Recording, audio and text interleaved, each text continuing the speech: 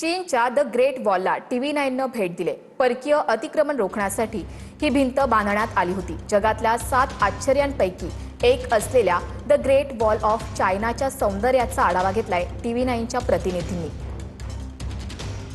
चीनमधली नव्हे तर जगातली सर्वात मोठं जे आश्चर्य मानलं जातं त्यापैकी एक ही भिंत मानली जाते। आणि आपण बघू शकता की दृश्यांमध्ये या पद्धतीने ही जी भिंत आहे ती भिंत आणि त्याचबरोबर ही चायना वॉल जवळपास 21,000 किलोमीटर असल्याचं आपल्याला पाहायला मिळते। आणि त्यामुळे जवळपास ही 21,000 किलोमीटरची वॉल असल्यामुळे जवळपास 2,000 वर्षांपासून याचं जे कन्स्ट्रक्शन जे आहे ते सुरू झालेलं होतं।